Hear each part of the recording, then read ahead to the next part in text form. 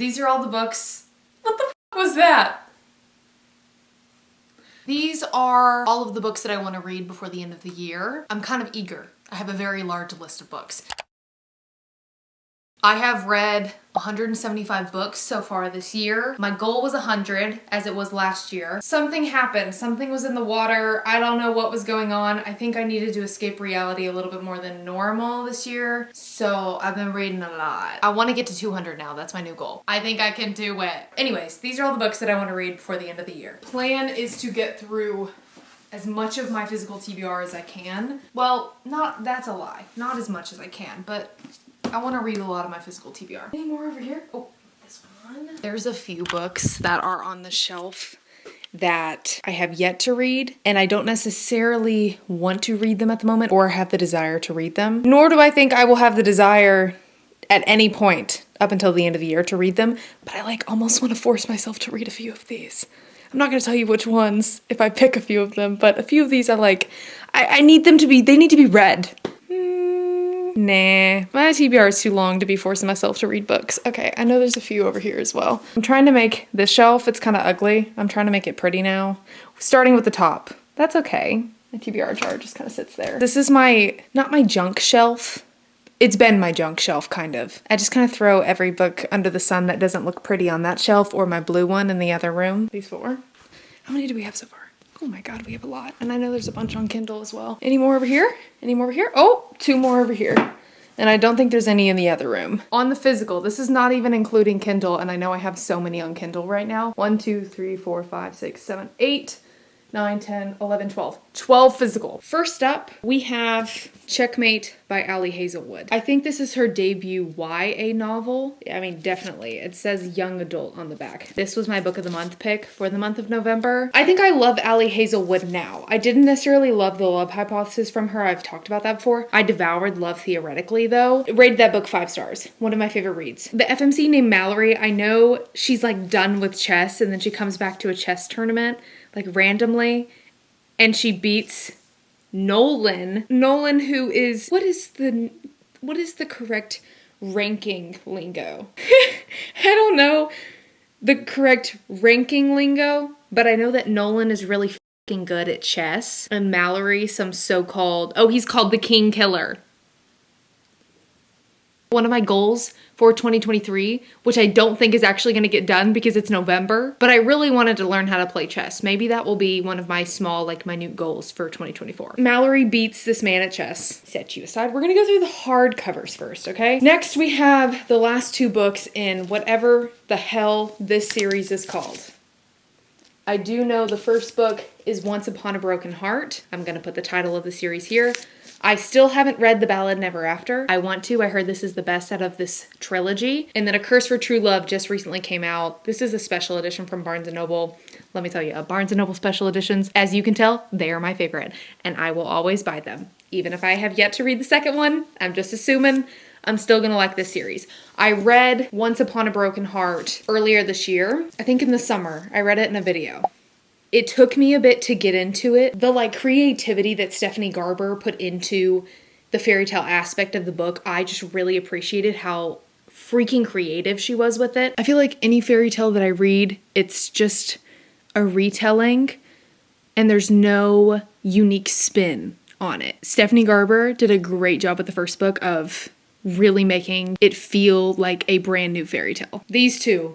I talked about these in my last video in my vlog. Gothic YA books. Signa opened her eyes and death was there before her, watching, waiting.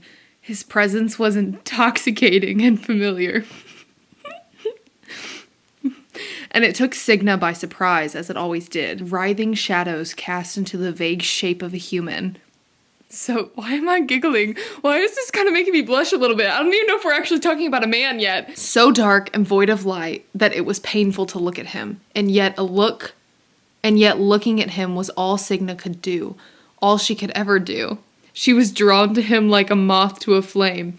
And so it seemed was he to her. Now, all of the paperbacks. I gotta take my socks off because I'm really starting to sweat. I'm gonna leave the Christmas ones for last. A few videos ago, I talked about the book stay with me. Reading to the Dark on Instagram actually sent me this book, and she said that this is the first book to one of her favorite series. In a desperate final attempt to save 19-year-old Mia from herself, she gets transferred to Delore University, a reformatory college in the UK that housed deranged and dangerous young adults who viewed the private institution as their own personal playground. Mia didn't care. Is Mia there as like a deranged and dangerous young adult? Or is she there to work with those people? She needed feelings to care. What? She'd keep her head down, ignore everyone, and make it through the next 2 years effortlessly. Though Mia never anticipated Ollie Masters. I really like the name Ollie, that's really cute. With green eyes, tattoos. I think I want to read it before the year's over. Filthy Rich Vampire. All I know is this rich motherfucker named Julian, who also happens to be a vampire, needs to find a wife. Oh no! Oh no! Rich man needs to find a wife. Take me. I'll sign up. Where can I sign up? Julian Rousseau has a problem. He's single, and for the world's wealthiest vampires, the social season is about to begin. Julian would rather stake himself than participate in the marriage market. Same. But as the eldest eligible Rousseau, he's expected to find a wife before the season ends, whether he likes it or not.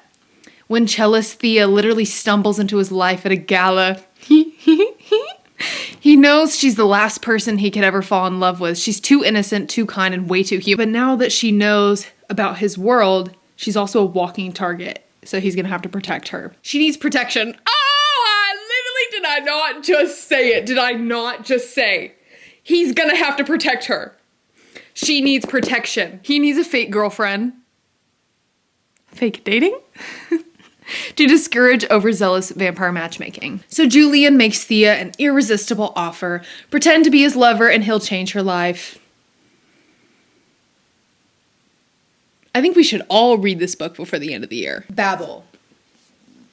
This book's been on my TBR for a while. I believe this came out earlier this year. I have still yet to read a book by this author, but I've been really impressed by this author recently, just in the things that I've been like hearing about her. And so I'm very interested into getting into this world. On Cloud 9, this is a new release. I read Our Scorching Summer earlier this year. It's on my shelf over there.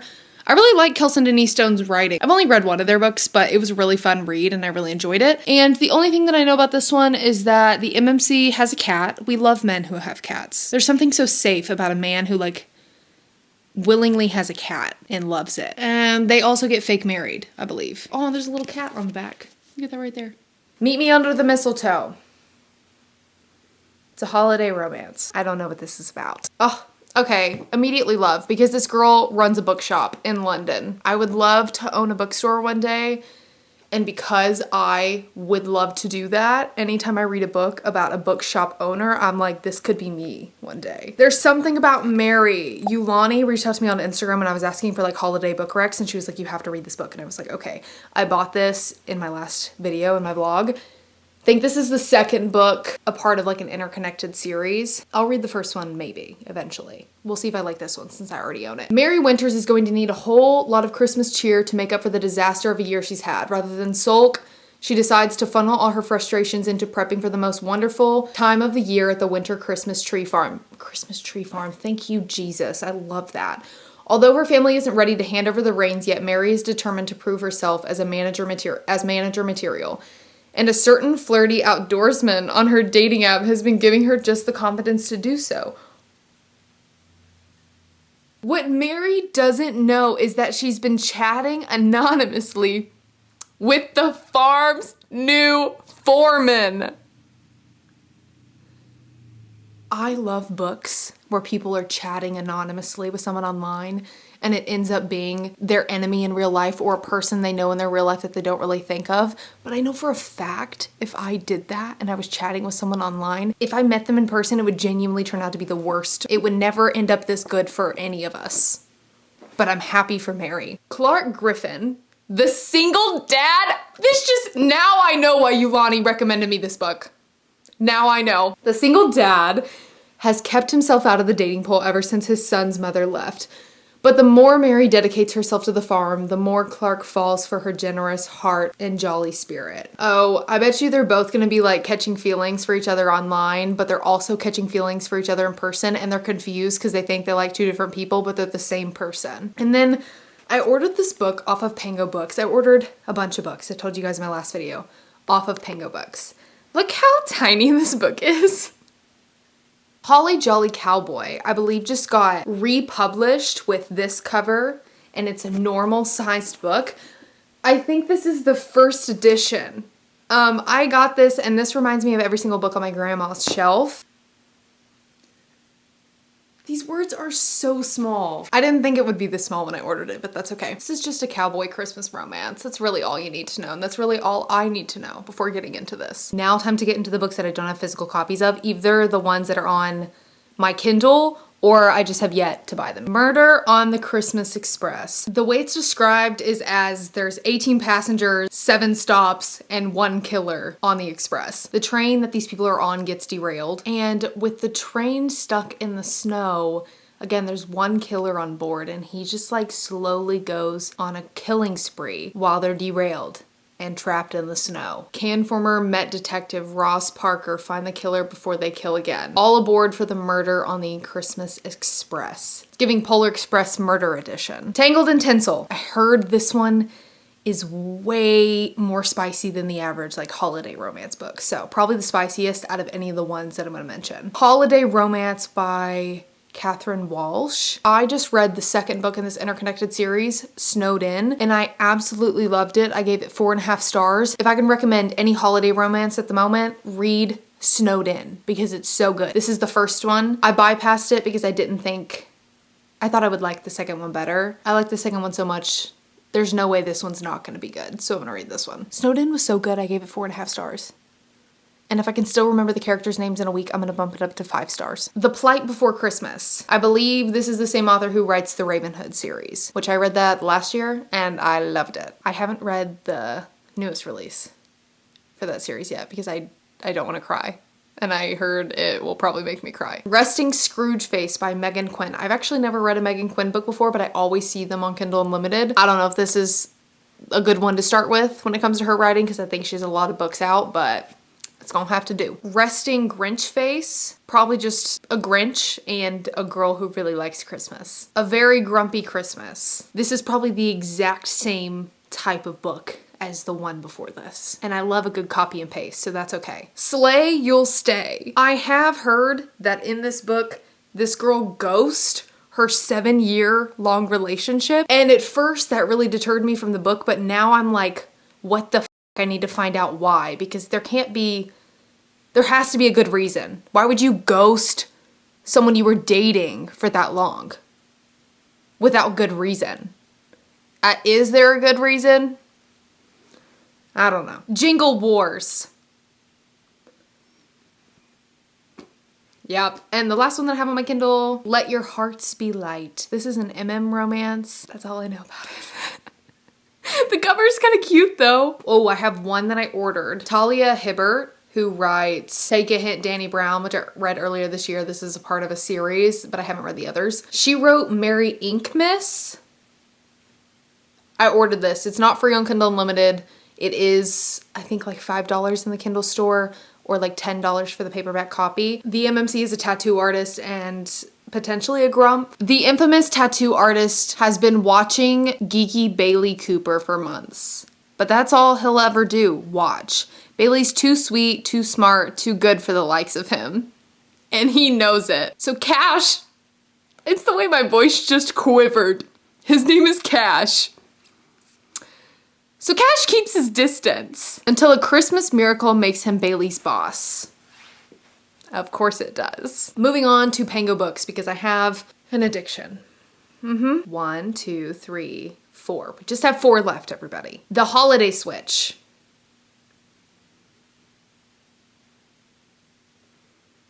I don't know. It's a holiday book. Royal Holiday. Holiday book, yet again, but royal. Oh, I don't have 4 more because one of the books that I'm ordering, Faking Under the Mistletoe, which says it's gonna be delivered tomorrow. I actually read this book last week. I was reading it in that vlog. It was so good I had to order it because I found it on Pango Books for $2. And the last book that I want to read before the end of the year. Half of you were like, All I Want for Christmas is a Cowboy by Jessica Clare. And the thing is I ordered a book that looks very similar to this one because I think it's a part of the same interconnected series. So now that I have this one, I'm assuming it's going to be just as tiny. But that's okay. It's another cowboy holiday romance. What we all dream and hope for. And those are all the books I want to read before 2023 is over. This is my very eager TBR. Will these all get done? I hope so, but I think I have made the decision to do Vlogmas this year. So we'll see if I can actually get through all of these. Thank you guys for watching today's video, and I will see you next time. Bye! Forehead kiss, just for you.